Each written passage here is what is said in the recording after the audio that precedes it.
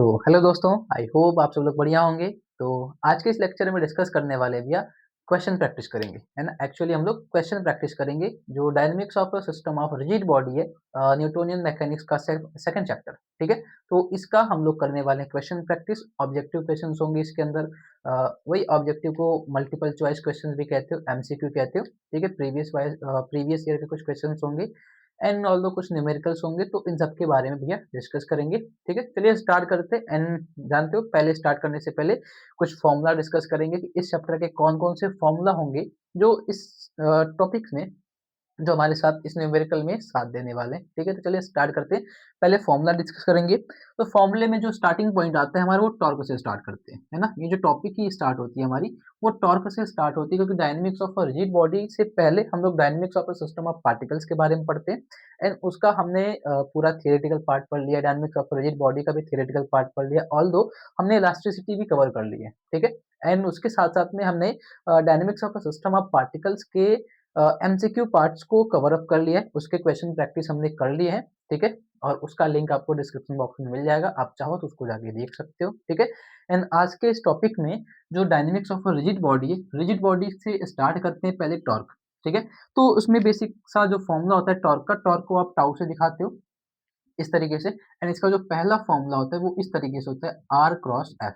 ठीक है, torque is equal to formula होता है फोर्स इनटू परपेंडिकुलर डिस्टेंस, ये फॉर्मूला होता है। तो आर क्रॉस एफ के फॉर्मेट में इसको लिखा जाता है। दूसरी बात, इसको एक और तरीके से लिखा जाता है, टॉर्क इज इक्वल टू होता है इस तरीके से, D J divide by D T. ठीक है, जिसमें आप जे को बोलते हो एंगुलर मोमेंटम। ठीक है, एंगुलर मोमेंटम ये एक नाम देते हो, मोमेंटम। ठीक है, जे को आप बोलते हो एंगुलर मोमेंटम। तो जे को एक्चुअली एल से भी दिखाया जाता है, तो कभी एल लिखा जाए कभी जे लिखा जाए तो कोई प्रॉब्लम वाली बात नहीं है। तो टॉर्क का दूसरा फॉर्मूला होता है डीजे डिवाइड बाई डी, जो कि यूज करा जाता है for the conservation of torque. ठीक है, कंजर्वेशन ऑफ, जब एंगुलर मोमेंटम चलेंगे ना, तो उधर पे ये फॉर्मूला यूज करते हैं। ठीक है, ये एक फॉर्मूला होता है। दूसरा इसका एक और फॉर्मूला बना सकते हो आप टॉर्क का, टॉर्क इज इक्वल टू होता है आई इंटू अल्फा, ये एक फॉर्मूला बना सकते हो। ठीक है, टॉर्क इज इक्वल टू कर सकते हो आई इंटू अल्फा। ठीक है, तो इन तरीकों से आप टॉर्क का फॉर्मूला डिस्कस करते हो। आगे चलेंगे तो टॉर्क के बाद जो अगली टॉपिक आती है वो होती है एंगुलर मोमेंटम की, कि भैया एंगुलर मोमेंटम के कौन कौन से फॉर्मूलेज होंगे जो इस टॉपिक में, इस चैप्टर में यूज होते हैं। ठीक है, तो एंगुलर मोमेंटम होता है भैया, एंगुलर मोमेंटम लाइक वाइज वही लीनियर मोमेंटम की तरह एंगुलर मोमेंटम भी होता है, जब ऑब्जेक्ट आपका सर्कुलर पाथ पे गोल गोल घूमता रहता है। ठीक है, तब ये जनरेट होता है। तो एंगुलर मोमेंटम का सीधा सीधा फॉर्मूला होता है, जे से दिखाते हैं। ठीक है, इसका फॉर्मूला होता है आर क्रॉस पी। ठीक है, ये वेक्टर फॉर्मेट में होता है आर क्रॉस पी, ऑल्दो इसको लिखना हो तो ऐसे भी लिखा जाता है एम वी आर करके। ठीक है, एम वी आर करके लिखा जाता है। एंड इसमें जो, अच्छा इधर पे जो आई आपको पता है ना, आई को मोमेंट ऑफ इनर्शिया कहते हैं, अल्फा को एंगुलर एक्सेलरेशन भी कहा जाता है। ठीक है, ये होता है। अच्छा, ये क्या होता है भैया, चलो इधर लिख देता हूँ, आई को आप मोमेंट ऑफ इनर्शिया कहते हो। ठीक है, नहीं तो बाद में पूछते फिरोगे क्या हो गया। मोमेंट ऑफ इनर्शिया कहते हैं इसको, आई को। एंड अल्फा को कहते हैं भैया angular acceleration, angular acceleration.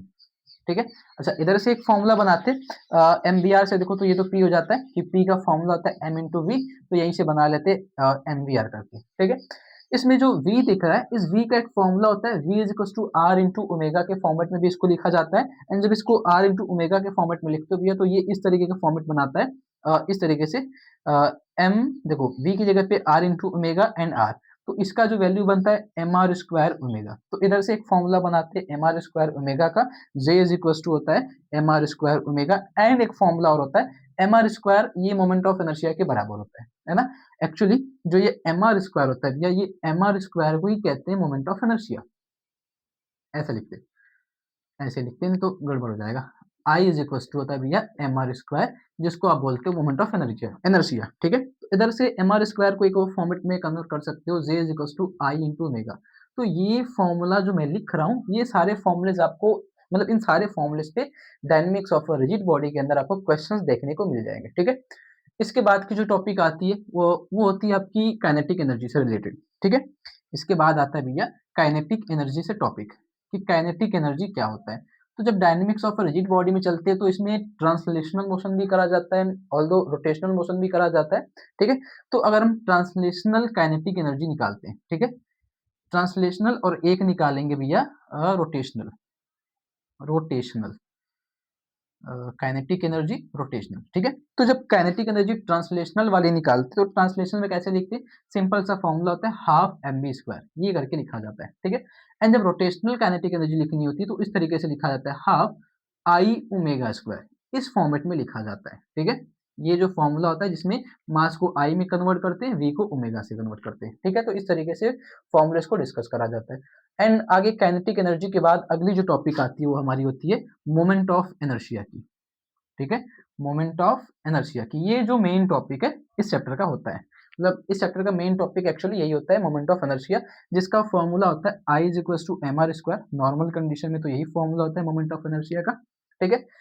And अगर आपको बात करनी हो कोई आपके पास में रेक्टेंगुलर या फिर यूनिफॉर्म रॉड है, ठीक है। अब अलग अलग तरीके के सरफेस होते हैं हमारे पास में, जैसे रॉड हो गया, ठीक है, डिस्क हो गया, सिलेंडर हो गया, तो सरफेस हो स्फेयर हो गया, तो अलग अलग तरीकों के लिए अलग अलग मोमेंट ऑफ इनर्शिया निकालते हैं। तो पहले निकालेंगे यूनिफॉर्म रॉड। तो यूनिफॉर्म रॉड के लिए एट एक्सिस निकालते हैं भैया, ठीक है, सेंटर एक्सिस पे, एट एक्सिस, चलो एक्सिस पे लिखते हैं सीधा सीधा, एट सेंटर ऑफ मास, ठीक है। जब सेंटर ऑफ मास पे कैलकुलेट करना होता है मोमेंट ऑफ इनर्शिया एक्चुअली, तो इस तरीके से निकाला जाता है, तो वो होता है I = ml²/12 करके, ये एक फॉर्मूला होता है। एंड इसका एक और फॉर्मूला होता है एट वन इंड करके निकालते हैं, ठीक है। तो एट वन इंड करके होता है भैया, तो एट वन इंड अगर ये रहेगा तो वो लिखते हैं ml²/3, ये करके लिखा जाता है। तो जब सेंटर पे रहता है तो ml²/12 जब इस तरीके से फिगर बनाते हैं इसका, तो एक केस बनता है इसका ऐसे, रॉड होता है, ठीक है, रॉड के सेंटर पे निकालते हैं। एक केस तो ऐसा बनता है जिधर पे L/2 करके निकालते हैं, और एक केस ऐसा बनता है ऐसे एक रॉड रहती है और एक साइड से निकालते हैं जिसमें L डिस्टेंस में निकाला जाता है। तो इस तरीके से दो फॉर्मूले बनाए जाते हैं मोमेंट ऑफ इनर्शिया के in case of uniform rod, ठीक है। तो एक तो फॉर्मूला होता है ml²/12 का, एंड एक फॉर्मूला होता है ml²/3 का, ठीक है। चलो ये तो यूनिफॉर्म रॉड की बात होगी। अगली जो बात आती है यूनिफॉर्म रॉड के बाद जस्ट आगे आते हैं तो रिंग की बात करते हैं, ठीक है। अगर कोई रिंग हो गया तो सेंटर ऑफ मास पे निकालना हो, सेंटर ऑफ मास, ठीक है। तो अगर रिंग के सेंटर ऑफ मास पे निकालना हो तो वो होता है mr², ठीक है। अबाउट डायमीटर चलोगे, अबाउट डायमीटर, तो भैया अबाउट द डायमीटर होता है mr²/2, ये होता है। अबाउट द टेंजेंट चलोगे तो थोड़ा अलग से कॉम्प्लेक्स का फॉर्मूला, तो ऐसे करके बढ़ाते चले जाओगे इनको, ठीक है। तो रिंग के केस में क्या होता है, सेंटर पे निकालोगे तो mr², अबाउट द डायमीटर निकालोगे तो mr²/2। सिमिलर जब आप किसी ये कह सकते हो कि किसी सिलेंडर की बात करते हो, अच्छा सिलेंडर डिस्क की बात करते हैं पहले, ठीक है। डिस्क, अगर आपके पास में कोई डिस्क है, ठीक है, तो डिस्क के केस में क्या हो सकता है भैया, तो डिस्क का जब सेंटर पे निकालोगे, ठीक है भैया, सेंटर पे निकालेंगे तो ये होता है mr²/2, ठीक है। सेंटर पे निकालेंगे तो mr²/2 होता है। डायमीटर पे निकालेंगे, अबाउट द डायमीटर निकालते हैं तो अबाउट द डायमीटर होता है mr²/4, ठीक है। टेंजेंशियल भी निकाला जाता है, तो टेंजेंशियल निकालना चाहो तो टेंजेंट पे निकालोगे तो ये होता है 3/2 mr²। तो इस तरीके से अलग अलग जगह पे अलग अलग तरीके से मोमेंट ऑफ इनर्शिया अलग अलग चीजों का निकाला जाता है। सिमिलरली जब आप अच्छा एक चीज और, इसमें एक रेक्टेंगुलर लेमिना भी आता है, तो रेक्टेंगुलर लेमिना भी आपके यूनिफॉर्म रॉड में भी आ जाएगा, तो ml²/12 उसका भी होता है, ठीक है। अच्छा डिस्क के बाद क्या ले सकते हो आप, डिस्क के बाद आप ले सकते हो स्फेरिकल सेल, स्फेरिकल सेल ये ले लो। तो स्फेरिकल सेल क्या होता है भैया, इसके डायमीटर के हिसाब से जो निकालते हैं, तो अबाउट द डायमीटर चलोगे स्फेरिकल सेल के लिए, तो ये होता है 2/3 2/3 mr², ठीक है। अबाउट द मतलब डायमीटर स्फेरिकल सेल के केस में निकालते हो तो 2/3 mr² आता है।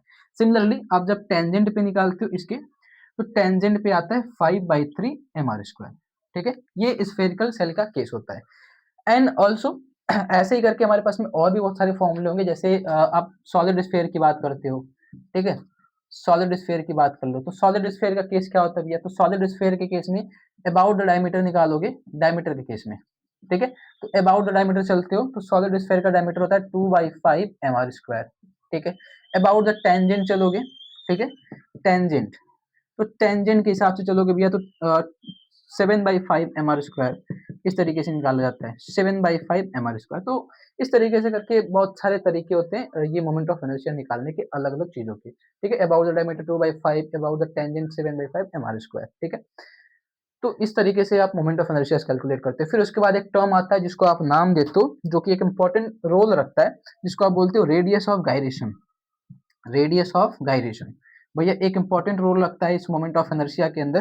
तो रेडियस ऑफ गायरेशन को मतलब इसका फॉर्मूला होता है actually I is equal to M के स्क्वायर, ठीक है। इधर से इस के को कहा जाता है रेडियस ऑफ गायरेशन, तो ये फॉर्मूला बनाता है under root I divide by M का, ठीक है। ये होता है रेडियस ऑफ गायरेशन का फॉर्मूला। तो ये हमारे पास में ये सारे फॉर्मूलेज होते हैं। एंड एक फॉर्मूला और बचता है जिसको आप एक्सेलरेशन बोलते हो, व्हेन एक कोई बॉडी होती है जो रोल्स डाउन, एक प्लेन से रोल्स डाउन करती है, ठीक है। तो रोल्स डाउन के केस में एक्सेलरेशन का जो फॉर्मूला होता है वो इस तरीके से होता है, g sine theta divide by 1 plus k square divide by are square, ठीक है। तो इस तरीके से आपके पास में बहुत सारे फॉर्मूले मिलेंगे मोमेंट ऑफ इनर्शिया के, ठीक है। तो जो भी फॉर्मूलेज होंगे अगर अच्छा इसके अलावा और भी कोई फॉर्मूला होगा तो क्वेश्चन प्रैक्टिस करते टाइम उसको कंसीडर कर लेंगे, ठीक है, उसको देख लेंगे, तो उसको आप अच्छे से अलग से नोट कर लीजिएगा। बाकी कोई नई टॉपिक मिलेंगी तो उसके ऊपर डिस्कस करेंगे। एंड ये आपका फॉर्मूला होने वाला है फॉर रिजिड बॉडी के केस में, जिसपे हम लोग क्वेश्चन प्रैक्टिस करने वाले हैं, ठीक है, आज के इस लेक्चर में। तो भैया इसको नोट करिएगा। एंड अगर कोई मिस्टेक हो जाए भाई द वे फॉर्मूले में तो उसको कमेंट करके आप करेक्ट करवा सकते हो। एक्चुअली आई थिंक तो कोई होना नहीं चाहिए, है ना, कोई है भी नहीं, आई थिंक कोई भी नहीं है। बट अगर कभी लगे कि कोई क्वेश्चन में या फिर कोई फॉर्मूले वगैरह में कोई पॉइंट मिस्टेक हो गया तो आप उसको अच्छे से बता सकते हो, ठीक है। चलो इसको नोट करो, तो फिर आगे हम लोग क्वेश्चन प्रैक्टिस करते हैं, ठीक है। चलिए स्टार्ट करते हैं क्वेश्चन प्रैक्टिस। अच्छा, एक चीज इधर पे थोड़ा सा, ये 5/4 होगा, 5/4 होता है इधर पे, है ना। जब डिस्क के केस में निकालते हैं ना तो प्लस एम आर स्क्वायर करोगे तो ये 5/4 मिलता है। एंड टेंजेंट इसका होता है रिंग के केस में, टेंजेंट जो होता है भैया वो होता है 3/2 एम आर स्क्वायर, ठीक है, ये फॉर्मूला बनता है। तो टेंजेंट के केस में 3/2 एम आर स्क्वायर होता है, क्योंकि ये टेंजेंट निकालने के लिए क्या करते हैं डायरेक्टली पैरेलल एक्सिस का थ्योरम यूज करते हैं एक्चुअली हम लोग। तो पैरेलल एक्सिस का थ्योरम क्या करते हैं, इधर पे एम आर स्क्वायर ऐड करते हैं तो 2 1 एंड 3, तो 3/2 एम आर स्क्वायर फॉर्मूला बनता है आपके रिंग के केस में भैया। एंड डिस्क के केस में फॉर्मूला बनता है टेंजेंट का 5/4 एम आर स्क्वायर, ठीक है। तो ये फॉर्मूलाज वगैरह हैं, इनको अच्छे से आप नोट करिएगा। एंड कोई भी डाउट होगा फॉर्मूले में तो कमेंट कीजिएगा, ठीक है। एंड इनके डेरिवेशंस वगैरह हमने अलग अलग टॉपिक्स में अलग अलग लेक्चर्स में कवर किए, आप उनको जाके देख सकते हो, ठीक है। नोट करो अच्छे से इनको, फिर क्वेश्चन प्रैक्टिस करना स्टार्ट करते हैं। इनको भी अच्छे से नोट कर लीजिएगा, ठीक है। चलो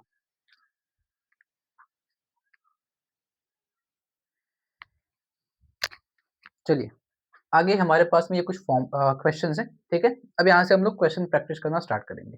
तो फर्स्टली जो क्वेश्चन है भैया हमारे पास में वो ये कहता है कि a 2 kg block travels around a 0.50 metre radius circle with a angular velocity 12 radii per second. कह रहा है कि आपके पास में एक सर्कल है, ठीक है, उस सर्कल का भैया रेडियस है 0.5 मीटर। एंड उसके बाद कह रहा है कि एक ब्लॉक है 2 kg का, एंड वो ब्लॉक उस सर्कल 0.5 मीटर के रेडियस वाले सर्कल पे एंगुलर वेलोसिटी इतने से 12 रेडियाई पर सेकेंड से घूम रहा है, ठीक है।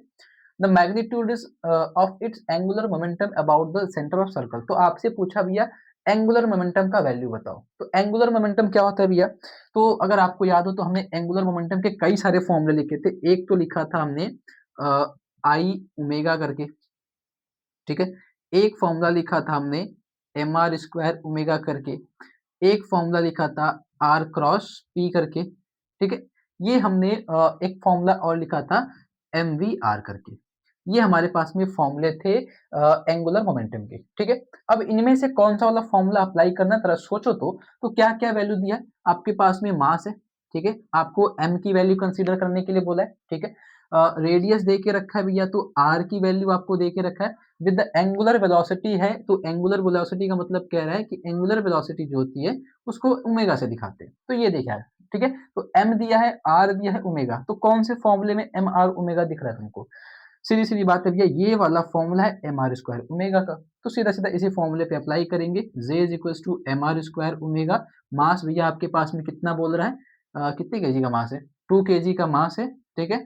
आर का मतलब रेडियस आपके पास में 0.50, इसका स्क्वायर करोगे, मल्टीप्लाई करोगे विद एंगुलर वेलोसिटी 12 से, ठीक है। तो मल्टीप्लाई करके चेक कर लो, ठीक है, मल्टीप्लाई करेंगे तो पहले इसका स्क्वायर कर लो, ये हो जाएगा 2 इंटू स्क्वायर करने पे कितना आएगा भैया, 5 का स्क्वायर करोगे 0.25 इंटू 12 से मल्टीप्लाई करना है, ठीक है।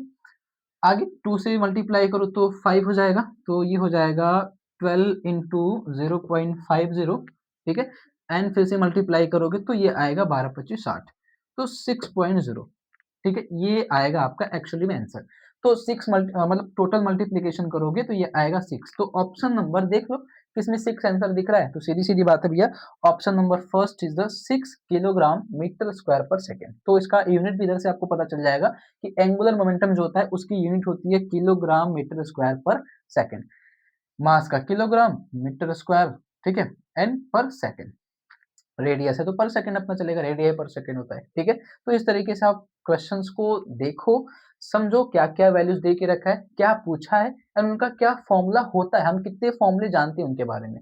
उन फॉर्मूलेस को रिकॉल करो एंड चेक करो कि कौन सा वाला फॉर्मूला अप्लाई करने के लिए बोला है, ऑटोमेटिक आपका क्वेश्चन सॉल्व हो जाएगा। ठीक है, ऐसे ही सिमिलरली देखो ये क्वेश्चन है, पूछा है कि a thin circular loop of mass 1 kg and radii 2.0 metre. कह रहा है कि आपके पास में भैया मास आपको दे के रखा है, m की वैल्यू दे के रखा है 1 kg एंड रेडियस आपको दे के रखा है कितना, r की वैल्यू दे के रखा है 2.0 मीटर। ठीक है, तो कह रहा है कि एक सर्कुलर लूप में 1 kg मास का कोई ऑब्जेक्ट है, वो रोटेट कर रहा है about the axis, about its axis. ठीक है, थ्रू इट्स सेंटर, तो सेंटर के एक्सिस के अबाउट वो गोल गोल रोटेट कर रहा है। ठीक है, 2 मीटर का रेडियस है and perpendicular to its plane, and उसके प्लेन की भैया परपेंडिकुलर भी है, ये भी बोल रहा है। तो पूछ रहा है it is slowing down at the rate of 7 radii पर सेकेंड स्क्वायर। ये रेट ऑफ 7 रेडियाई पर सेकेंड स्क्वायर पता है क्या है, ये आपको दे के रखा है एक्चुअली अल्फा, इसको बोलते हैं एंगुलर एक्सेलरेशन। मीटर पर सेकंड स्क्वायर की जो वैल्यू आती है स्क्वायर में आती है पर सेकंड स्क्वायर, तो एक्सेलरेशन होता है। तो एक्चुअली आपको अल्फा की वैल्यू देके रखा है 7 radii per second square, alpha आपको दिया है ये। ठीक है, तो पूछा क्या है, तुम भैया टॉर्क बता दो कितना आएगा। ठीक है, टॉर्क की वैल्यू बताना है, तो अब टॉर्क को चेक कर लो, टॉर्क के केस में क्या क्या जानते हो तुम। तो भैया टॉर्क का एक फॉर्मूला होता है, torque is equal to R cross F होता है। ठीक है, एक फॉर्मूला होता है torque is equal to D J divide by D T का, ये होता है। एक और फॉर्मूला होता है torque is equal to I into alpha का, ये होता है। ठीक है, और भी बहुत सारे फॉर्मूले होते हैं। तो हमको पूछा है कौन सा वाला अप्लाई करें, हमको एम की वैल्यू दे के रखा है, आर की वैल्यू दे के रखा है, अल्फा तक दे के रखा है। तो अल्फा दिया है तो जिस फॉर्मूले में अल्फा दिख रहा है भैया वो फॉर्मूला अप्लाई करेंगे, सीधी सीधी बात है। तो इस फॉर्मूले में अप्लाई करो। देखो अब इस फॉर्मूले में क्या कर सकते हो, आई की वैल्यू को ऐसा लिख सकते हो, tau is equal to M R square alpha, क्योंकि आई जो होता है मोमेंट ऑफ इनर्शिया होता है, मोमेंट ऑफ इनर्शिया की वैल्यू होती है एम आर स्क्वायर। सिंपल, इसको सिंप्लीफाई करोगे अब, तो एम की वैल्यू आपके पास में 1 kg भैया, आर की वैल्यू रेडियस 2 मीटर, तो 2 का स्क्वायर करोगे एंड अल्फा की वैल्यू है 7, तो मल्टीप्लाई करके चेक कर लो, 7 4 जा 28। ठीक है, तो ये आंसर तो आएगा 28 इन ऑप्शन नंबर थर्ड। ध्यान दो, तो ऑप्शन नंबर थर्ड भी आपका करेक्ट आंसर है, 28 न्यूटन इंटू मीटर, जो कि आपके टॉर्क का वैल्यू होता है, टॉर्क का यूनिट भी होता है। ठीक है, तो 28 आंसर आएगा। तो देख रहे हो, फॉर्मूले को रिकॉल करो, कौन कौन सा फॉर्मूला आप अप्लाई कर सकते हो, बस उसके बेसिस पे आप चेक कर लो क्या क्या क्वांटिटी आपको दिया है। क्वांटिटी देखो क्या दिया है, फॉर्मूला देखो क्या होता है, बस apply, follow the process and go and through. ठीक है, चलो, तो ये नोट करो भैया। तो अगले क्वेश्चन की तरफ चलते हैं। ठीक है, कि अगला जो क्वेश्चन होगा हमारा वो क्या होने वाला है। ठीक है, चलो आगे के क्वेश्चन की तरफ बढ़ते हैं। नोट करने का प्रोसेस आपको पता है, वीडियो को पॉज करके जैसे भी आप स्क्रीनशॉट ले लो, स्क्रीनशॉट लेके आप उसको अच्छे से नोट्स बाद में तैयार कर लेना। ठीक है, साथ साथ में पढ़ते चलो, क्वेश्चंस को नोट करते चलो, प्रैक्टिस करते चलो एंड बाद में उसके नोट्स को तैयार कर लेना। ठीक है, एंड जहाँ पे आपको ना समझ में आए हो आप उसको पूछ सकते हो, एंड जिस फॉर्मूले में आपको कंफ्यूजन हो उसको भी आप पूछ सकते हो, तो कोई भी दिक्कत हो तो भी आप। ठीक है, चलो अगले क्वेश्चन की तरफ बढ़ते हैं। तो अगला जो क्वेश्चन होगा हमारा, क्वेश्चन नंबर थर्ड, वो क्या कहते हैं भैया, कि ए थिन वॉल, ये क्वेश्चन है, a thin wall hollow tube, hollow tube, आपके पास में एक थिन हॉलो ट्यूब है, एक दीवार है। ठीक है, ट्यूब की एक हॉलो पतली सी ट्यूब है, वो कह रहा है कि हॉलो है, अंदर से खाली है, एन कह रहा है रोल्स डाउन, रोल्स डाउन, कहाँ पे, रोल्स डाउन स्लाइडिंग, अच्छा रोल्स स्लाइडिंग देके रखा है, ऐसे लिखते हैं rolls sliding along the floor, किसी फ्लोर के अलोंग भैया वो लुढ़क रहा है ना, अलोंग द फ्लोर। कह रहा है कि आपके पास में एक ब्लॉक है, ठीक है, एक ब्लॉक है या फिर ब्लॉक है, गोल सा एक ट्यूब देके रखा है, तो ट्यूब को कह रहा है कि ट्यूब जो एक फ्लोर के अलोंग स्लाइड कर रहा है, फिसल रहा है। फिर क्या पूछा है आपसे, the ratio of its translational,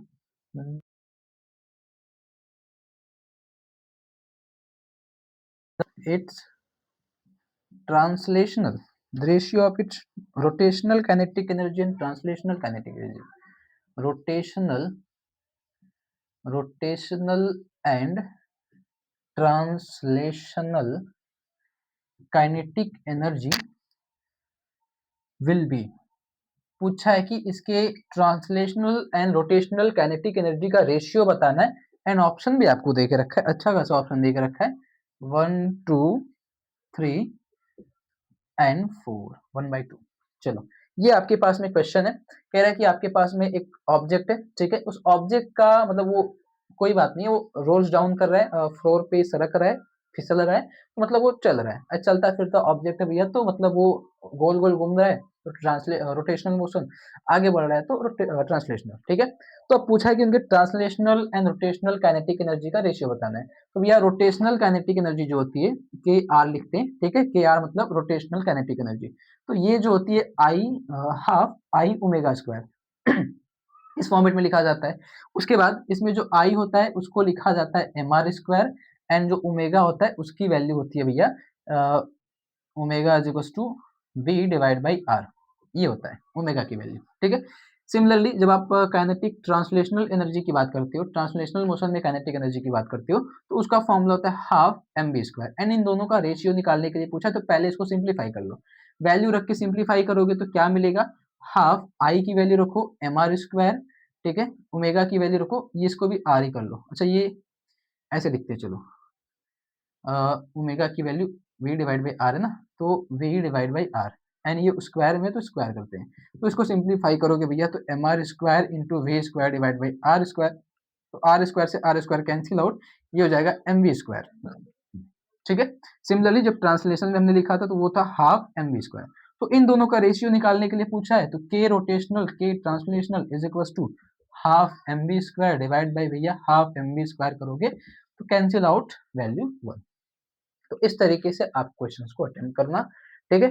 तो आपको कभी भी आपसे रोटेशनल काइनेटिक एनर्जी पूछे तो ये फॉर्मूला होता है, एंड आई की वैल्यू ओमेगा की वैल्यू रख के सिंप्लीफाई करोगे तो ये फॉर्मूला बनेगा, फिर से हाफ एम बी स्क्वायर वापस से आ जाएगा, ठीक है। एंड ट्रांसलेशनल का ये पहले से ही होता है हाफ एम बी स्क्वायर, दोनों को रेशियो निकालने के लिए पूछा था, रोटेशनल डिवाइड बाई ट्रांसलेशनल पूछा था, तो उसकी वैल्यू आएगी 1, तो ऑप्शन नंबर फर्स्ट भैया इसका करेक्ट, ठीक है। चलिए इसको नोट करिए, फिर अगले क्वेश्चन की तरफ चलते हैं हम लोग, ठीक है।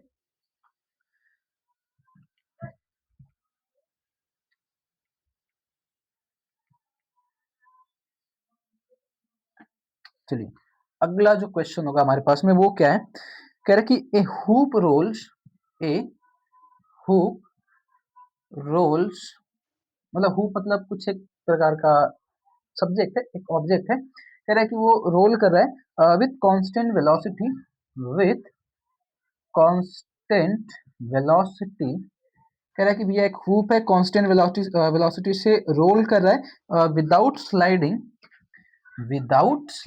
मतलब स्लाइड नहीं कर रहा है बट रोल कर रहा है, ठीक है, स्लाइडिंग विदाउट स्लाइडिंग, बिना स्लाइडिंग के रोल कर रहा है अलोंग ए लेवल ग्राउंड, मतलब ये कह सकते हो कि एक जमीन पे ये लुढ़क रहा है, ठीक है, एक जमीन पे लुढ़क रहा है, सरक नहीं रहा है, तो मतलब रोल तो कर रहा है ना, तो रोल करने का मतलब एक जमीन पे लुढ़क रहा है, ठीक है, ये क्वेश्चन कह रहा है। तो पूछा है it's rotational kinetic energy is, इसका रोटेशनल काइनेटिक एनर्जी क्या होगा भैया, तो वही हाफ के ओमेगा स्क्वायर, वही तो होना चाहिए। तो ऑप्शंस देखते हैं क्या होगा, दिया है हाफ, ठीक है, ऑप्शन दिया है हाफ ऑफ इट्स ट्रांसलेशनल, ठीक है, half of its translational energy, ET लिखता हूँ के ईटी, ठीक है, half of its translational energy. Second option दिया है same as its translational energy, K E translational, ठीक है। फिर ऑप्शन आपको दे के रखा है भैया twice of the translational energy, ठीक है, एंड डी ऑप्शन दिया है 1/3 ऑफ ट्रांसलेशनल एनर्जी, ठीक है। तो कह रहा है कि जो काइनेटिक एनर्जी और रोटेशनल एनर्जी होता है, जब भी कोई ऑब्जेक्ट रोलिंग करता है, तो रोलिंग करने का मतलब गोल गोल घूमते हुए आगे बढ़ेगा, ठीक है, तो जाहिर सी बात है वो रोटेशनल मोशन करता है। तो रोटेशनल मोशन जस्ट अभी निकाले थे हमने, क्या करा था, रोटेशनल मोशन निकाला था अभी अभी, वो क्या मिला था भैया, हाफ आई ओमेगा स्क्वायर को सिंप्लीफाई करे तो हाफ एम बी स्क्वायर आया था, जो कि actually kinetic rotation translational energy के बराबर होता है। ये क्या होता है एक्चुअली में ट्रांसलेशनल एनर्जी के बराबर आता है हाफ एम बी स्क्वायर, मतलब आई की वैल्यू पुटअप करेंगे एम आर स्क्वायर, ओमेगा की वैल्यू पुटअप की गई थी वी डिवाइड बाई आर करके, तो उसको सिंप्लीफाई करा था तो हाफ एम बी स्क्वायर आता है, ट्रांसलेशनल की भी हाफ एम बी स्क्वायर ही होती है।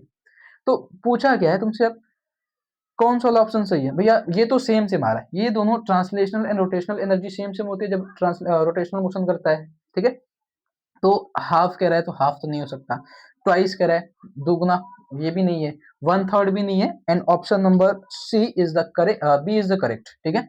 Same as its translational kinetic energy, उसकी ट्रांसलेशनल काइनेटिक एनर्जी के बराबर होगा उसका रोटेशनल काइनेटिक एनर्जी, तो ये इसका आंसर है। तो सिंप्लीफाई करने का तरीका ये, जस्ट अभी क्वेश्चन पीछे वाले क्वेश्चन में हमने इसी वाले क्वेश्चन में भी सिंप्लीफाई करे थे हम लोगों ने, है ना।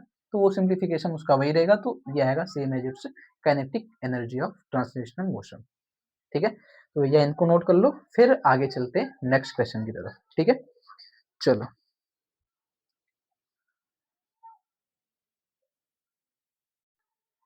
चलिए आगे हमारे पास क्वेश्चन है।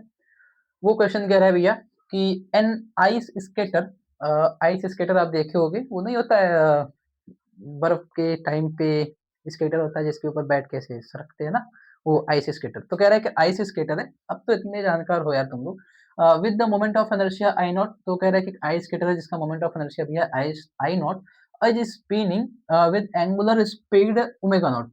तो स्टार्टिंग कंडीशन में दे रहा है कि एक स्केटर है, स्केटर का मोमेंट ऑफ इनर्शिया है आई नॉट, तो मोमेंट ऑफ इनर्शिया की वैल्यू दिया है आई नॉट और एंगुलर स्पीड आपको देके रखा है ओमेगा नॉट, ठीक है। ये चीज आपको क्वांटिटी देके रखा है आई नॉट और ओमेगा नॉट। फिर पूछा है she pulls her arms in so that his angular speed increase to 4 omega nought. जैसे वो नहीं होता है स्केटर होता है, तो समझ लो दो लोग हैं, ठीक है, दो लोग हैं, एक स्केटर पे सरक रहा है, ठीक है, एंड दूसरा सामने से खड़ा है, एंड ये जाके उसको जैसे हिट करता है तो दोनों क्या करेंगे गोल गोल घूम जाते हैं, ऐसा कुछ रोल डाउन, तो ऐसा कुछ प्रोसेस होगा, जस्ट इमेजिन कर लो।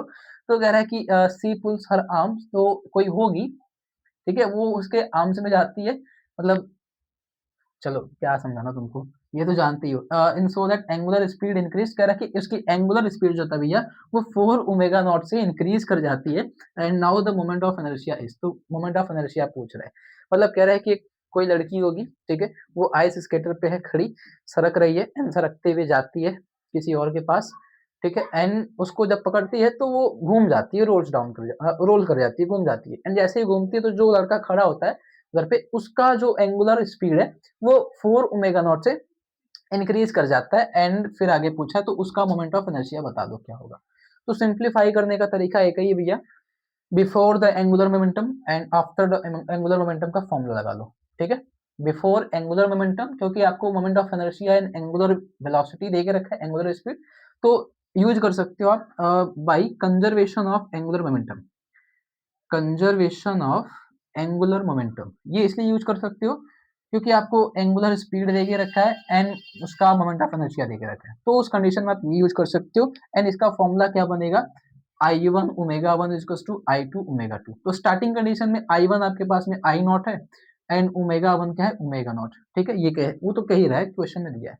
फिर पूछा है कि आई टू की वैल्यू बताना है तब जब ओमेगा नॉट की वैल्यू हो जाती है भैया, आई टू की वैल्यू बताती है तब जब ओमेगा नॉट की वैल्यू जाती है 4 ओमेगा नॉट, ठीक है, ओमेगा ओमेगा टू जो होता है वो 4 ओमेगा टू नॉट से इंक्रीज कर जाता है।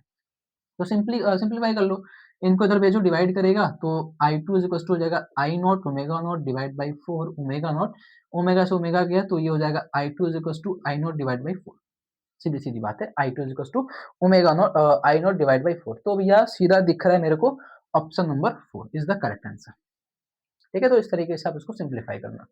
अगला जो क्वेश्चन है हमारे पास में वो क्या कह रहा है भैया, तो पूछा है कि a torque acting on a rigid body always tends to produce, एक टॉर्क होता है वो क्या प्रोड्यूस करता है, तो टॉर्क के केस में हमारे पास में फॉर्मूला क्या बनता है आर क्रॉस एफ, तो आर मतलब परपेंडिकुलर डिस्टेंस एंड फोर्स होता है, ठीक है, फोर्स कपल वाला फोर्स, ठीक है। तो कपल फोर्स दिया है इसमें, देखो कहीं नहीं दिया है, परपेंडिकुलर डिस्टेंस दिया है नहीं दिया है, तो उसका एक और फॉर्मूला होता है, एक फॉर्मूला होता है मोमेंट ऑफ इनर्शिया, ठीक है, आई ओमेगा का फॉर्मूला होता है ना, आई ओमेगा नहीं, आई अल्फा का होता है। तो angular acceleration and moment of inertia, तो angular acceleration and moment of inertia भैया वो भी नहीं दिख रहा मेरे को, ठीक है। रोटेशनल इनर्शिया दिया, एंगुलर मोमेंट ऑफ इनर्शिया होता है, ठीक है। एंड तीसरा एक फॉर्मूला होता है torque is equals to dJ divide by dt, है ना। Torque is equals to dJ divide by dt, J मतलब वो एंगुलर मोमेंटम, ठीक है। Angular momentum divide by time जो होता है, तो angular momentum divide by time, तो टाइम तो दिया नहीं है बट एंगुलर मोमेंटम हमारे को दे के रखा है। तो ये ऐसे फॉर्मूलेस को करेक्ट करके, मतलब ऐसे सोचना एंड देखना कौन सा फॉर्मूला मैच करता है, तो उसके हिसाब से भैया angular momentum is the correct answer for this options के लिए, ठीक है। इन ऑप्शंस के केस में टॉर्क जो होगा भैया वो एंगुलर मोमेंटम प्रोड्यूस करेगा, ठीक है। सिमिलरली आगे चलो, तो अगला क्वेश्चन है which of the following is correct relation for time period.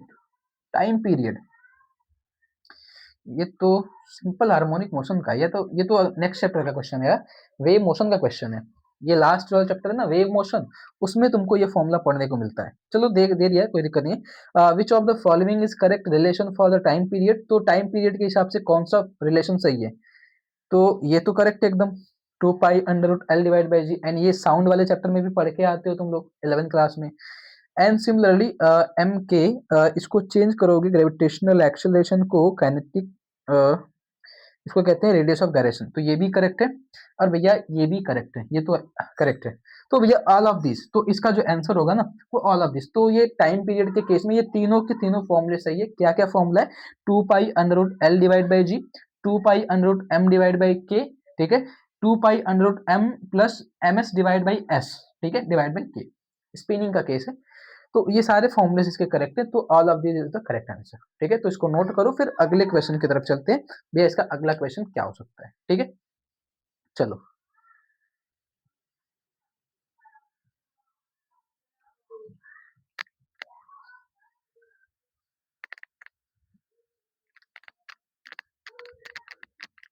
अच्छा देखो, पर्सनली जो क्वेश्चन मेरे को बड़ा लग रहा है ना, इसलिए मैं उसको पहले लिख दे रहा हूँ, वो क्वेश्चन ताकि टाइम ज्यादा इन्वेस्ट ना करे, ठीक है।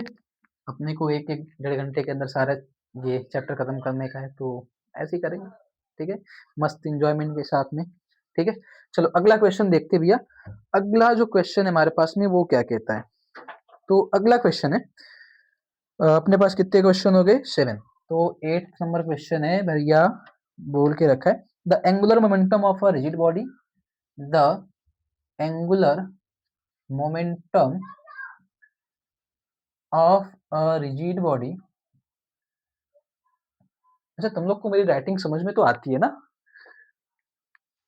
हाँ ठीक है, चलो बराबर है, दिख तो रहा है। चलो, राइटिंग अगर ना समझ में आया होता तो बता दिया करो, या फिर मैं बोलता हूँ तो ये पकड़ सकते हो, कैच कर सकते हो। तो the angular momentum of a rigid body, L कह रहा है, and it's kinetic energy is half, kinetic energy is halved. What happens to its angular momentum? What happens to its angular momentum? इसका angular momentum भैया क्या होगा ये बता दो। ऑप्शन आपके पास में क्या दे के रखा है, L divide by root two, option B आपको दिया है 2L, ऑप्शन सी दे के रखा है L/2, एंड ऑप्शन डी दे के रखा है भैया L/4, ठीक है। अब चलो ध्यान से देखो, क्वेश्चन है, कह रहा है कि आपके पास में कहाँ गया क्या, ये क्वेश्चन है, पूछा है कि angular momentum of a rigid body, तो रिजिड बॉडी का एंगुलर मोमेंटम जो कि मैं जे से दिखा रहा हूँ, ठीक है, ये एल से दिखा रहा है, ठीक है।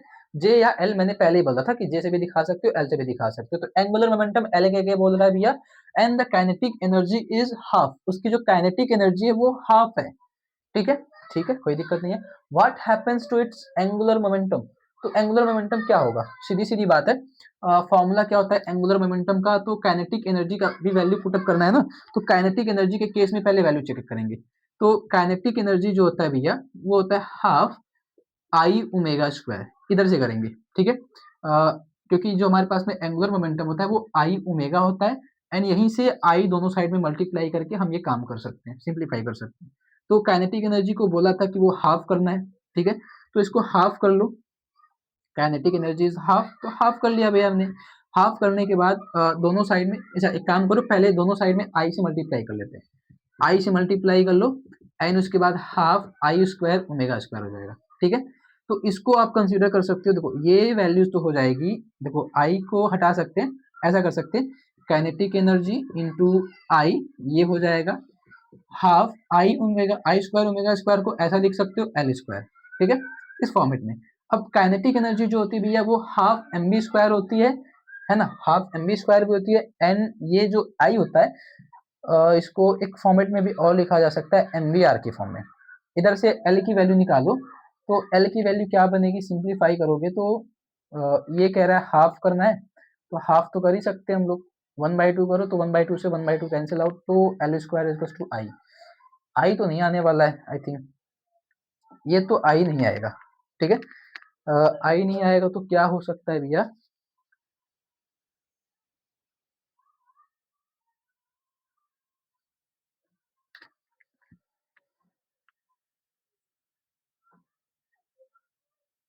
अच्छा चलो देखो, ये हो सकता है, देखो इधर से एल स्क्वायर को कैलकुलेट करेंगे, ठीक है, तो एल स्क्वायर कैलकुलेट करेंगे तो ये हो जाएगा 2k आई, काइनेटिक एनर्जी को सीधा के करके लिख रहा हूँ, ठीक है, 2k आई।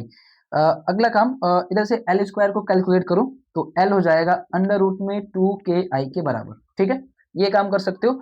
ये तो हमारा फर्स्ट केस है जो अभी हमने इस फॉर्मूले से सिंप्लीफाई करा है, मतलब ये फॉर्मूले को मैंने अभी से मतलब इसको एक्सपेंड करा है, ये काम करा है। अब क्वेश्चन में क्या बोला था, इधर तक का तो काम हो गया अपना, अब इसके बाद बोला कि काइनेटिक एनर्जी इज बोला है हाफ, तो काइनेटिक एनर्जी को हाफ करना है भैया, तो काइनेटिक एनर्जी को क्या करोगे भैया, इसको करना है हाफ, ठीक है। तो अब जब काइनेटिक एनर्जी को हाफ करोगे तो जो नया वाला एंगुलर मोमेंटम मिलेगा उसकी वैल्यू क्या होगी, तो यहीं से सिंप्लीफाई करते हैं, तो उसको एल डैश करके लिखता हूँ सीधा सीधा करके, तो वो क्या मिलेगा अंडर रूट में 2 × के की वैल्यू के हाफ करनी है into kinetic energy, moment of energy, तो 2 से 2 तो गया, ठीक है। या फिर अगर ध्यान दो तो ऊपर जो है 2k आई, ये 2k आई इक्वल है एल स्क्वायर के, तो यहीं से ये कर सकते हो, इसको एल स्क्वायर कर लो डिवाइड बाई 2 कर लो, ठीक है, 2k आई को हमने एल स्क्वायर कंसीडर कर लिया यहाँ से, एन डिवाइड बाई 2 कर लो, तो एल को बाहर कर लो भैया, तो ये बचेगा अंडर रूट में 2, तो जो नया वाला एंगुलर मोमेंटम होगा वो क्या होगा भैया, एल डिवाइड बाई रूट में 2, तो option number first is the correct, L divide by root में 2, इस तरीके से इसको सिंप्लीफाई करना था, ठीक है। तो इसको एक बार ये नोट करो, तो फिर हम लोग अगले क्वेश्चन की तरफ बढ़ते हैं, क्वेश्चन नंबर 9 की तरफ, ठीक है। चलो भैया नोट करना, फिर अगला क्वेश्चन देखते हैं।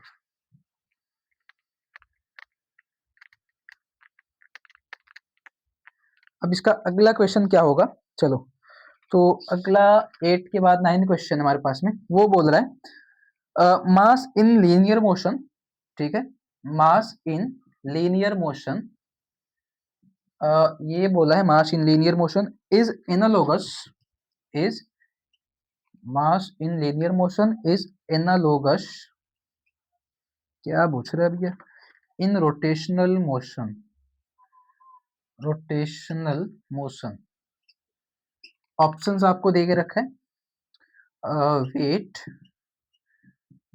ठीक है, ऑप्शन बी आपके पास में एंगुलर मोमेंटम, एंगुलर मोमेंटम, ठीक है। अच्छा अब आगे ना ऐसे कोई टर्म्स आते हैं ना, मैं सीधा उसके सिंबल को लिखूंगा, समझ जाओगे, डायरेक्ट ना सिंबल लिखता है, ऐसे लिखने में टाइम जा रहा है, अपने बाद में वैसे सिंबल्स लिखते हैं, moment of inertia, moment of inertia, ठीक है, एन ऑप्शन डी आपके पास में है भैया, डी ऑप्शन क्या है, टॉर्क, ये क्वेश्चन बोल रहा है, ठीक है।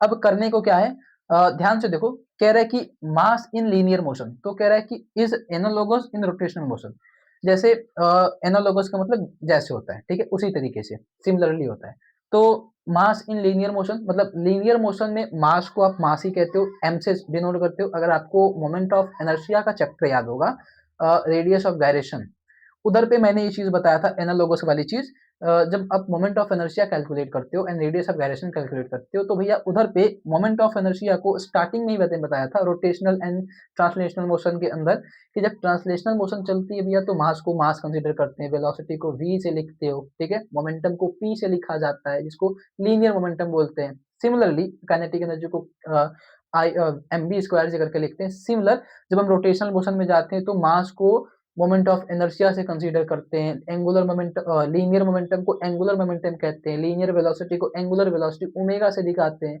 लीनियर एक्सेलरेशन जो ए होता है उसको एंगुलर एक्सेलरेशन अल्फा से डिनोट करते हैं, काइनेटिक एनर्जी जो हाफ एम बी स्क्वायर होती है उसको रोटेशनल में हाफ आई ओमेगा स्क्वायर से दिखाते।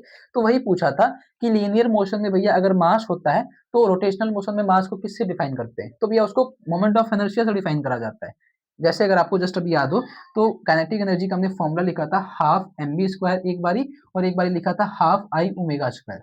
तो v जो था वो तो वेलोसिटी होता है, ओमेगा जो होता है एंगुलर वेलोसिटी होता है। तो v को ओमेगा से रिप्लेस करते, मास को मोमेंट ऑफ इनर्शिया से रिप्लेस करते हैं, क्योंकि एक्चुअली मास ही तो मोमेंट ऑफ इनर्शिया होता है। सेंटर पे जो मास होता है वही तो डिफाइन करता है मोमेंट ऑफ इनर्शिया के बारे में, उसी से तो पता करते हैं। बस रोटेशन का खेल बन जाता है, बस बस फर्क इतना होता है कि इधर पे रोटेशन का खेल बन जाता है, बस यही फर्क चलता है उधर पे। ठीक है, तो एक्चुअली में इसका आंसर क्या होगा, मोमेंट ऑफ इनर्शिया। ठीक है, चलो ये हो गया। इसके बाद अगला जो क्वेश्चन होगा हमारे पास में वो ये है, कह रहा है क्वेश्चन भैया कि a torque is acting on, torque हमारे पास में है वो एक्टिंग ऑन, कह रहा है कि एक्टिंग ऑन अ सिस्टम, ठीक है, इज जीरो। किसी सिस्टम पे एक टॉर्क काम कर रहा है जिसकी वैल्यू है जीरो। ठीक है, समझ गए, जीरो। द कंजर्वेशन कंजर्वेशन ठीक है, कंजर्वेशन क्वांटिटीज, ये तो एकदम आसान सा काम है यार। पूछा है कि एक टॉर्क है, किसी सिस्टम के लिए एक टॉर्क है जिसकी वैल्यू है हमारे पास में जीरो। तो अगर टॉर्क की वैल्यू जीरो है भैया तो कौन सी क्वांटिटी कंजर्व होती है? ऑप्शंस भी दे के रखा है, चलो ऑप्शंस दे देता हूँ। इम्पल्स, ऑप्शन बी है आपके पास में linear momentum, linear momentum. Option C है आपके पास में angular momentum, angular momentum. And option D है आपके पास में भैया फोर्स। ये है कुछ टॉपिक्स। तो अगर आपको याद हो कंजर्वेशन का केस, तो कंजर्वेशन के केस के लिए मैंने एक फॉर्मूला बोला था टॉर्क का, torque is equal to dJ divide by D T, याद है? Torque is equal to dJ divide by D T, जिसमें जे जो होता है वो एंगुलर मोमेंटम को रिप्रेजेंट करता है, मतलब इधर पे एल से दिखाओ चाहे जे से दिखाओ, बात एक ही है। तो जब कह रहा है कि एक्सटर्नल, ये टॉर्क जो होता है एक्चुअली ये एक्सटर्नल टॉर्क होता है। ठीक है, ये टॉर्क जो होता है वो एक्सटर्नल टॉर्क होता है। तो बोल रहा है भैया कि जब torque acting on the torque is zero तो कौन सी क्वांटिटी कंजर्व होगी? सीधी सीधी बात है, angular momentum is the conserve. When there is no external torque on apply या फिर torque on the system on the body, there is the angular momentum is conserve, ऐसा बोलते हैं। तो एंगुलर मोमेंटम भैया जो होगा उसका वो कंजर्व वाली क्वांटिटी होगी। तो option number C is the correct, angular momentum. तो इनमें से पूछा था कौन सी क्वांटिटी कंजर्व होगी, तो एक्चुअली वैसे भी टॉर्क के केस में तो लीनियर मोमेंटम का खेल ही नहीं है, इम्पल्स का तो काम ही नहीं है, फोर्स का एक है बट वो आर क्रॉस एफ के फॉर्मेट में होता है, तो उसके केस में ऐसा कंसिडरेशन नहीं होता है। तो इधर से बना सकते हैं एंगुलर मोमेंटम। ठीक है, तो ये फॉर्मूला आपका करेक्ट होगा, angular momentum is the conserve for torque external is equal to zero. ठीक है, नोट करिए, फिर अगले क्वेश्चंस की तरफ आगे बढ़ते हैं। ठीक है भैया, चलिए भैया आगे देखते हैं अगला जो क्वेश्चन हमारे पास में वो क्या कहता है। तो आगे हमारे पास में क्वेश्चन है, कह रहा है कि a wheel of mass 10 KG, 10 KG का एक व्हील है, मतलब एक व्हील है, व्हील मतलब चक्का होता है वही पहिया, मास उसका है 10 केजी। तो मास दे के रखा है भैया हमारे पास में, m की वैल्यू कह रहा है कि 10 केजी है। ठीक है, has a moment of inertia, moment of inertia भैया दे के रखा है I की value 160 kilogram metre square about its own axis, the radius of gyration, radius of gyration पूछ रहा है कितना आएगा। ये तो काम अपने से कर सकते हो यार तुम तो, चलो ये तुम्हारे लिए होमवर्क में है। ठीक है, ये काम तुम अपने से करना, ये तुम्हारे लिए होमवर्क है। एंड ये कर देता हूँ, इसका फॉर्मूला बता देता हूँ, आई इज इक्वल टू एम के स्क्वायर का फॉर्मूला होता है। ठीक है, जिसमें के को कहा जाता है रेडियस ऑफ वेरिएशन, तो के की वैल्यू निकाल के बताना भैया कितनी आएगा। ठीक है, आई की वैल्यू दे के रखा है, एम की वैल्यू दे के रखा है, आई इज इक्वल टू एम के स्क्वायर फॉर्मूला बनेगा, के की वैल्यू निकालना जिसको रेडियस ऑफ वेरिएशन कहते हैं, कितना आएगा, ये काम आपका है। अगला क्वेश्चन है, flywheel is an important part of an engine, एक इंजन है, इंजन देखे हो तो इंजन में एक फ्लाई व्हील लगा रहता है, जैसे चक्का होता है ना गाड़ी का, गाड़ी के चक्के के साइड में देखो तो ऐसे एक इस तरीके के व्हील्स लगे रहते हैं ऐसे। लगा रहता है ना, वैसे इंजन के अंदर भी फ्लाई व्हील्स लगा रहता है, ठीक है। तो इंजन के अंदर जो फ्लाई व्हील कह रहा है वो क्या करता है, ठीक है। तो it gives strength to engine, और ये इंजन को स्ट्रेंथ देता है, ठीक है। और it accelerate the speed of engine, ये इंजन की स्पीड को बढ़ाता है, एक्सेलरेट करता है। It reduce the moment of inertia, ये मोमेंट ऑफ इनर्शिया को कम करता है। It helps to keep engine speed constant. तो ये भैया ये फ्लाई व्हील का काम क्या है, तो फ्लाई व्हील जो होता है एक ऐसा कह सकते हो कि सब्जेक्ट होता है, ऐसा चीज होता है, एक ऐसी मशीन होती है उस इंजन के अंदर लगी होती है जो उसकी स्पीड को मेंटेन करता है, ठीक है। इंजन की स्पीड को ना मेंटेन करवाता है, ठीक है। तो ये ऑप्शन नंबर 4 करेक्ट होगा। It helps to keep engine speed constant, engine की स्पीड को वो कांस्टेंट रखता है, मतलब उसमें फेर बदल नहीं करता। इंजन की स्पीड कांस्टेंट रखने का मतलब एक्सेलरेट नहीं होगा तो गलत है, ठीक है। अब मोमेंट ऑफ इनर्शिया रिड्यूस करने का मतलब वही, कम कर दो तो भी गलत है, ठीक है। स्ट्रेंथ बढ़ाना है, नहीं स्ट्रेंथ वगैरह कुछ नहीं करता, वो उसकी स्पीड को कांस्टेंट रखता है, बस ये करता है, ठीक है। ज्यादा बढ़ा दोगे तो जल जाएगा, फिर बात ही खत्म हो जाएगी, फिर तो स्ट्रेंथ का क्या करोगे लेके, ठीक है। चलो तो अगला क्वेश्चन है, the ratio of moment of inertia of a thin spherical cell. आपके पास में एक स्फेरिकल सेल है भैया, ठीक है। उस स्फेरिकल सेल का मोमेंट ऑफ इनर्शिया पूछ रहा है, अच्छा रेशियो पूछा है, ratio of moment of inertia of a thin spherical shell about its diameter to tangent. तो आपको अगर याद हो, जस्ट अभी हमने फॉर्मूला जब रिकैप करा था तो स्फेरिकल सेल का फॉर्मूला लिखा था, अबाउट द डायमीटर 2 बाई क्या लिखा, 2/3 mr स्क्वायर होता है about the diameter, about the tangent होता है 5/3 mr स्क्वायर। ये फॉर्मूला आता है आपके स्फेरिकल सेल का मोमेंट ऑफ इनर्शिया का, ठीक है। तो पूछा है क्या, रेशियो बताना है about the diameter to tangent, तो अबाउट द डायमीटर क्या हो जाएगा, 2/3 mr स्क्वायर, डिवाइड बाई करोगे about the tangent 5/3 mr square. Simplify करो, mr स्क्वायर तो mr स्क्वायर गए, है ना, 3 से 3 गया तो ये हो जाएगा 2/5। Simple, 2/5 is the correct answer.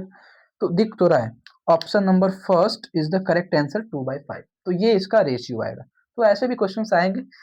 तो अब लग रहा है मेरे को मोमेंट ऑफ इनर्शिया के क्वेश्चन स्टार्ट हो गए, है ना। अभी तो तुम्हारा काइनेटिक वाला गया, टॉर्क वाला गया, एंगुलर मोमेंटम गया, अब तुम्हारा मोमेंट ऑफ इनर्शिया के क्वेश्चन स्टार्ट हो गए, ठीक है। चलो नोट करो, तो फिर आगे क्वेश्चन करते हैं, एंड ये होमवर्क है, इसका आंसर कमेंट करना, ठीक है।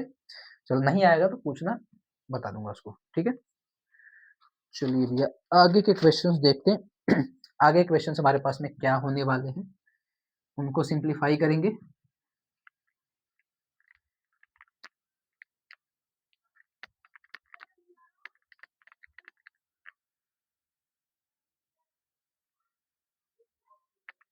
चलो अगला क्वेश्चन हमारे पास में क्या कहता है भाई, क्वेश्चन नंबर 14 ये है, पूछ रहा है कि the speed of A homogeneous solid sphere. एक काम करता हूँ, मैं पहले लिख देता हूँ उसके बाद समझाता हूँ तुमको, ठीक है। Speed of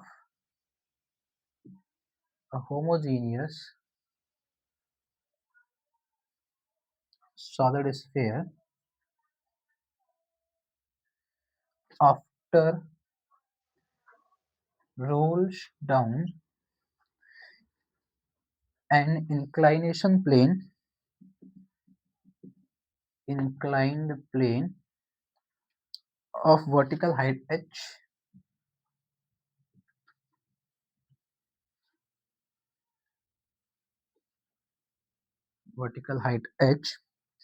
from rest without sliding, from rest without sliding। कह रहा है भैया कि आपके पास में एक सॉलिड स्फेयर है, होमोजीनियस सॉलिड स्फेयर है, तो सिंपल सी बात है, एक अच्छा वाला सॉलिड स्फेयर है, ठीक है। After rolls down and incline plane, जो कि एक इंक्लाइन प्लेन पे रोल्स डाउन होता है, जैसे ये एक इंक्लाइन प्लेन है, ठीक है।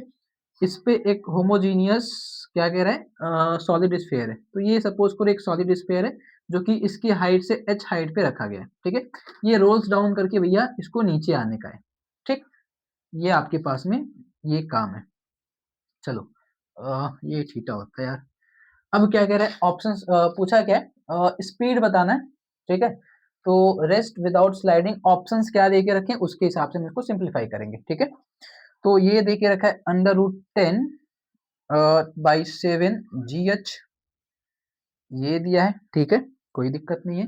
ऑप्शन बी दिया है root g h, option C दिया है 4/3 g h, and option D दे के रखा है भैया 7/5 जी एच। ठीक है, ये आपके पास में क्वेश्चन हो गया।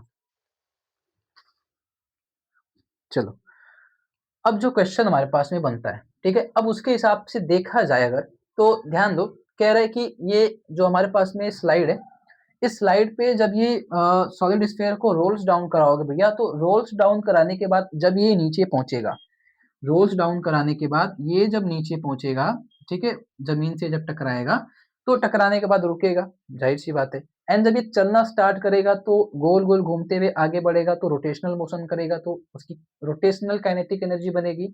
आगे बढ़ेगा तो ट्रांसलेशनल मोशन भी होगा साथ साथ में, तो ट्रांसलेशनल एनर्जी भी बनेगी। एंड जब नीचे हिट करेगा तो उसकी एनर्जी जो भी होगी, ट्रांसलेशनल एंड रोटेशनल, वो सारी कंजर्व होके बन जाएगी पोटेंशियल एनर्जी। ठीक है, क्योंकि आपको ऑप्शंस भी देखो तो जीएच के फॉर्म में दिया है, एंड एक्चुअली जीएच का मतलब क्या होता है, पोटेंशियल एनर्जी के वैल्यू के फॉर्मेट में निकालना है। ठीक है, तो सिंप्लीफाई करोगे यहाँ से क्या कर सकते हो, जो आपका पोटेंशियल एनर्जी होगा, ठीक है, potential energy is sum of the is, ऐसा लिख लो, is sum of the kinetic energy, kinetic translational energy and kinetic rotational energy. ठीक है, kinetic energy of translational motion, kinetic energy of rotational motion के sum के बराबर होगा आपका पोटेंशियल एनर्जी। ठीक है, अब पोटेंशियल एनर्जी होता है mgh, सीधी सीधी बात है, U इज टू mgh। अगर m मास का कोई ऑब्जेक्ट है भैया, h हाइट से नीचे आ रहा है, एंड ग्रेविटेशनल एक्सेलरेशन अगर उसका g है, तो सीधी सीधी बात है, उसका फॉर्मूला होता है पोटेंशियल एनर्जी का mgh। उसके बाद काइनेटिक एनर्जी ट्रांसलेशनल में हाफ mv² होता है। ठीक है, एंड रोटेशनल में हाफ आई ओमेगा स्क्वायर होती है, जिसमें से आई को कहा जाता है mr², एंड ओमेगा को कहा जाता है v/r, ये कहा जाता है। ठीक है, एंड इसको जब सिंप्लीफाई करते हो तो सीधी सीधी बात ये आती है mv², एंड इसको सिंप्लीफाई करने पे हाफ mv² ही आता है। एंड दोनों को सिंप्लीफाई करोगे तो सीधी सीधी बात है भैया 2/2 mv², ये बनेगा, एंड इधर से आपका mgh। तो एक काम कर सकते हो, m को m से उड़ा दो। अच्छा, एक काम सुनो सुनो सुनो सुनो, ये सॉलिड स्फीयर है ना, एक काम करो, थोड़ा सा जस्ट 1 सेकेंड, काइनेटिक ये सॉलिड स्फीयर का मोमेंट ऑफ इनर्शिया लेना, मैंने ध्यान नहीं दिया, मैंने सीधा एक ऑब्जेक्ट का ले लिया है। सॉलिड स्फीयर जो होता है भैया, उसका मोमेंट ऑफ इनर्शिया होता है 2/5 mr²। ठीक है, सॉलिड स्फीयर का मोमेंट ऑफ इनर्शिया होता है 2/5 होता है।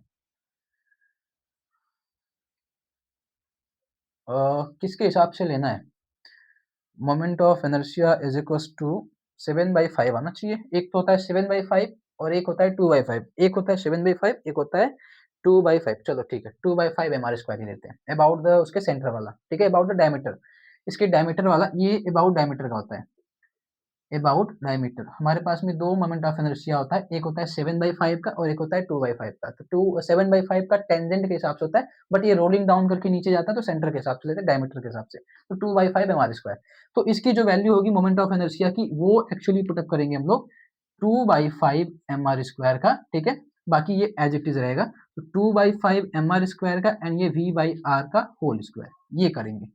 ठीक है, अब सिंप्लीफाई करो ये mgh, तो अब सिंप्लीफाई करेंगे भैया, mgh is equal to half mv² इधर से।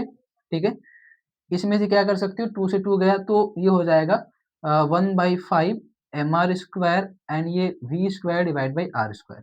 तो r² से भैया r² चले गए, तो mgh क्या हो जाएगा, mgh is equal to half mv² plus 1/5 mv²। ठीक है, दोनों में से mv² कॉमन कर सकते हो, सीधी सीधी बात है, कॉमन कर सकते हो। तो अगर mv² को कॉमन करो तो भैया mgh जो होगा हमारे पास में, mv² को कॉमन करने पे 1/2 प्लस 1/5 ये बचेगा, इधर से 1/2, इधर से 1/5। अब इनको सिंप्लीफाई करोगे तो ये सिंप्लीफाई करने पे क्या आएगा, 5 1 जा 5, 2 5 2 7, 5 2 जा 10, तो ये हो जाएगा mv² इंटू 10/7, 7/10 ना, 7/10, एन इधर से mgh। ठीक है, अब एक काम कर सकते हो, m से m को उड़ा दो, m से m को उड़ा दो। जैसे ही m से m गया तो आपको निकालने के लिए क्या पूछा था, स्पीड पूछा था। स्पीड मतलब आपको वेलोसिटी निकालनी है इधर से, तो v की वैल्यू कैलकुलेट कर लो। तो v की वैल्यू कैलकुलेट करने के लिए सीधा सीधा काम कर सकते हो, इनको इधर भेजो, आके मल्टीप्लाई करेंगे तो 10/7 gh हो जाएगा, n स्क्वायर को हटाओगे तो रूट में 10/7 भैया gh। This is the answer, option number first, root 10/7 gh is the correct answer. ठीक है, तो इस तरीके से उसको सिंप्लीफाई करना। जब भी ऐसा कोई क्वेश्चन दिखे तो देख लेना कि इधर पे कौन सा चीज दिया है तुमको। जैसे जस्ट अभी मेरे से मिस्टेक हुआ था, मैंने ध्यान नहीं दिया कि मेरे को सॉलिड स्फेयर का यूज करना है। ठीक है, तो ऐसा थोड़ा सा ध्यान देना कि सॉलिड स्फेयर है, डिस्क है, रेक्टेंगुलर लेमिना है, ठीक है, रिंग है। ठीक है, तो कौन सा वाला स्फेयर मतलब कौन सा वाला सरफेस उधर पे देख के रखा है, वो चीज ध्यान देना एंड उसके बाद वैल्यू उधर पे पुटअप करना, नहीं तो आंसर आपका गलत हो जाएगा। ठीक है, तो ऐसे करके आप क्वेश्चंस को अटेम्प्ट करोगे। ठीक, तो भैया इनको नोट करिए, फिर अगले क्वेश्चंस की तरफ बढ़ते हैं। ठीक है, कि अगला क्वेश्चन हमारे पास में क्या होने वाला है।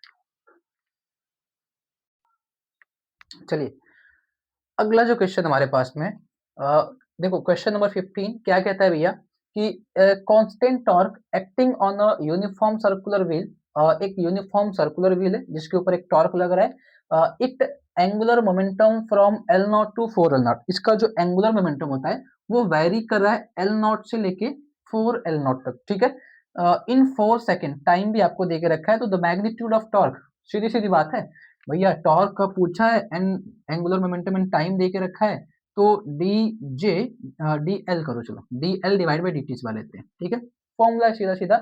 अब पूछा है टॉर्क की वैल्यू बताना, जिसमें से एल जो है एल नॉट से 4 एल नॉट कंसीडर कर रहा है, चेंज कर रहा है एंड टाइम दिए के रखा है 4 सेकेंड।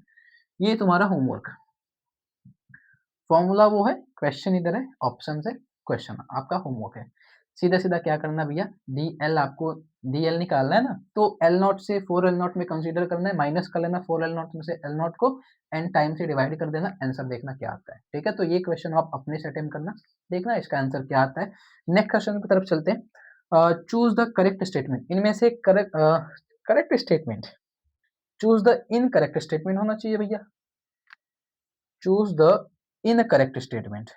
ठीक है, चलो ये क्वेश्चन है, चूज द इनकरेक्ट स्टेटमेंट। अब फर्स्ट क्वेश्चन क्या है, the moment of inertia of a circular ring about diameter is mr square by 2। कोई सर्कुलर रिंग है, उसका moment of inertia about the diameter होता है mr स्क्वायर बाई 2। भैया ये तो सही बात है, आपको करना है इनकरेक्ट स्टेटमेंट, इनकरेक्ट स्टेटमेंट आपको चूज करना है, गलत वाला चूज करना है। तो ये चीज तो सही है, mr स्क्वायर बाई 2 ही होती है। Moment of inertia of a disc about the diameter is mr square by 4, ये भी सही बात है।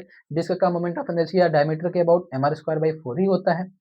अगला है moment of inertia of a thin rod about its axis which is perpendicular to the about the centre करके देख रखा होगा हमको, मतलब ml स्क्वायर बाई 12, तो ये भी सही है, which is perpendicular to the axis and go through the centre, तो वो वाली लाइन ml स्क्वायर बाई 12 ही होती है। ठीक है, उसके बाद देख के रखा है moment of inertia of a spherical shell about the tangent in 2/3, ना मुन्ना ये तो गलत है ना, ये होता है 5/3 mr स्क्वायर, यही ना। अबाउट द टेंजेंट 5/3 होता है, अबाउट द डायमीटर होता है 2/3 mr स्क्वायर, ये डायमीटर के हिसाब से इसको देना चाहिए था। ठीक है, अगर ये डायमीटर के हिसाब से था तब तो सही था, मतलब जो आपसे पूछा था करेक्ट इनकरेक्ट स्टेटमेंट, तो ये ही है, option number D is the correct option for this case is incorrect statement. ठीक है, मतलब ये इनकरेक्ट स्टेटमेंट है, मतलब होना चाहिए था ये 5/3, बट दे के रखा है 2/3। ठीक है, तो इनको नोट करिए, फिर अगला क्वेश्चन, मतलब ये आपका होमवर्क था, इसका आंसर हो गया, नोट करिए, फिर अगले क्वेश्चन की तरफ चलते हैं। ठीक है,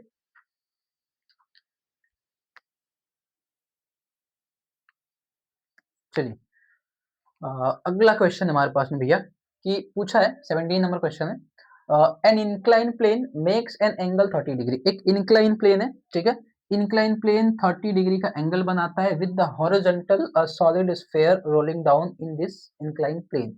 कह रहा है कि एक इंक्लाइन प्लेन है जो कि 30 डिग्री के एंगल पर रखा गया है, जिस पे एक सॉलिड स्फेयर रोल डाउन करके नीचे जा रहा है। ठीक है, from rest without sleeping has a linear acceleration on linear acceleration, अच्छा एक्सेलरेशन पूछा है तुमसे, इज इक्वल टू, तो अगर आपको याद हो एक इंक्लाइन प्लेन जिसपे कोई बॉडी रोल्स डाउन कर रही है और उसका एक्सेलरेशन, तो भैया उसका एक्सेलरेशन का फॉर्मूला होता है g sin theta divide by 1 plus k square divide by are square. ये फॉर्मूला होता है इंक्लाइनेशन प्लेन के एक्सेलरेशन को निकालने का, जिसमें K square divide by are square आप रेडियस ऑफ गायरेशन या मोमेंट ऑफ इनर्शिया से फाइंड आउट करते हो, बाकी वैल्यूज दे के रखा है। तो सॉलिड स्फेयर कह रहा है ना, तो सॉलिड स्फेयर के केस में I is equal to formula use करेंगे एम के स्क्वायर का, एंड मोमेंट ऑफ इनर्शिया होता है सॉलिड स्फेयर का 2/5 M R square is equal to M के स्क्वायर। हमने ये काम करा है पीछे, अगर आपको याद हो, जब मैंने रेडियस ऑफ गायरेशन पढ़ाया था एंड एक्सेलरेशन का क्वेश्चन करवाया था, तो उधर पे मैंने ये काम करा था। मोमेंट ऑफ इनर्शिया की वैल्यू सॉलिड स्फेयर का होता है 2/5 एम आर स्क्वायर, एम के स्क्वायर ऐसे ही, एम से एम गया तो K square divide by are square की वैल्यू निकालोगे भैया, आर को उधर भेजो तो ये आएगा 2/5। आगे वैल्यू पुटअप करेंगे, जैसे ही वैल्यू पुटअप करोगे तो एक्सेलरेशन क्या मिलेगा, जी साइन थीटा की वैल्यू देखो 30 डिग्री दिया है, थीटा के लिए क्या है एंगल 30 डिग्री है, तो डिवाइड करोगे 1 प्लस के डिवाइड बाई आर स्क्वायर का, इसका वैल्यू है 2/5। ठीक है, अगला काम इनको सिंप्लीफाई करो तो एक्सेलरेशन क्या हो जाएगा, जी साइन थीटा का मतलब 1/2, साइन 30 डिग्री की वैल्यू होती है 1/2। ठीक है, डिवाइड करेंगे, इसको कैलकुलेट करोगे तो 5 1 to 7, 7 डिवाइड बाई 5, 5, ठीक है 7 डिवाइड बाई 5। ठीक है, अगला काम इसको सिंप्लीफाई कर लो भैया, तो सिंप्लीफाई करोगे तो जी इज इक्वल टू क्या हो जाएगा, g/2 multiply 5/7 is equal to 5g divide by 14, ये आंसर आएगा 5g डिवाइड बाई 14। तो ऑप्शन नंबर कौन सा, C, C option number is the correct, 5g divide by 14। तो इस तरीके से आप ऐसे क्वेश्चंस को भी कर सकते हो जो कि एक्सेलरेशन पे बेस्ड होंगे। ठीक है, अगला क्वेश्चन है जो कि लास्ट टॉपिक है, मतलब लास्ट क्वेश्चन है इस लेक्चर का। ठीक है, ये कह रहे हैं the moment of inertia of two sphere with equal masses is about their respective diameter are same. ठीक है, कह रहा है कि आपके पास में दो स्फेयर है, ठीक है, दोनों स्फेयर मास में बराबर है, ठीक है, और उनके डायमीटर के हिसाब से कह रहा है कि one of the solid and one is the other is hollow. कह रहा है कि जो दोनों स्फेयर है उसमें से एक सॉलिड होगा और एक हॉलो होगा एंड दोनों के मास भैया बराबर है, then the ratio of solid to hollow sphere radii will be. उनका रेशियो निकाल के बताना है सॉलिड टू हॉलो रेडियस के हिसाब से। ठीक है, रेडियस के हिसाब से बताना है, मतलब मोमेंट ऑफ इनर्शिया उनका आपस में बराबर है, मतलब two moment of inertia, the moment of inertia of two sphere with the equal mass, मतलब मोमेंट ऑफ इनर्शिया भी बराबर है एंड उनका मास भी बराबर है। ठीक है, मतलब जो दोनों स्फेयर होंगे, एक स्फेयर है आपके पास में सॉलिड, तो सॉलिड का डायमीटर के हिसाब से क्या होता है 2/5 M R square, and hollow का डायमीटर के हिसाब से क्या होता है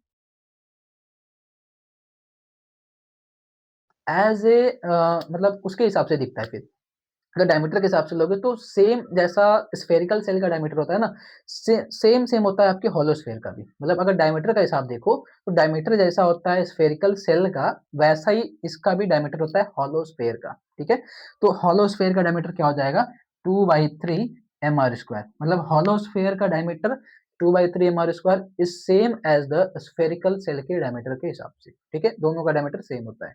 अगला काम सॉलिड टू हॉलो निकालना है एंड उसमें से पूछा है दोनों का मोमेंट ऑफ इनर्शिया बराबर है, तो दोनों का मोमेंट ऑफ इनर्शिया बराबर करने का मतलब 2/5 एम आर स्क्वायर, मतलब दोनों का मास भी बराबर है, तो इसको R1 कर लो, इसको R2 कर लो, तो R1 is equal to 2/3 M are square R2। ठीक है, M से M गया, 2 से 2 गया, R1 एंड R2 का रेशियो निकालो भैया कितना आएगा, R1 square divide by R2, तो R1 डिवाइड बाई R2 करोगे तो 5 को उधर भेजो, 3 को वहीं छोड़ो, 5 ऊपर जाएगा, 3 को नीचे छोड़ो, स्क्वायर को हटाओगे तो R1 divide by R2 is equal to हो जाएगा √5/3, मतलब रेशियो जो आएगा हमारे पास में वो √5 √3 आएगा।